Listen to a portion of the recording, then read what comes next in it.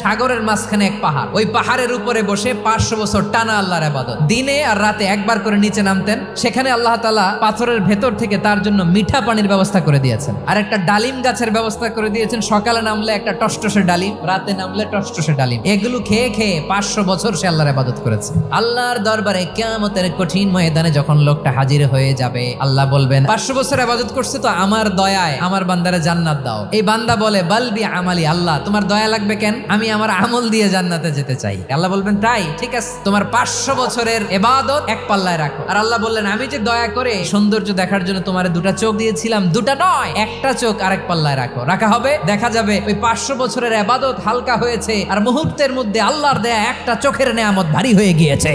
ফলাফল দেখো, হিসাব বলে তুমি এখন জাহান্নামে যাবা, যাও এবার জাহান্নামে যাও। এবার লোকটা কাচুমাচু করে বলে আল্লাহ এবার আমি বুঝতে পেরেছি তোমার দয়া ছাড়া দুনিয়ায় কেউ জান্নাতে যেতে পারবে না।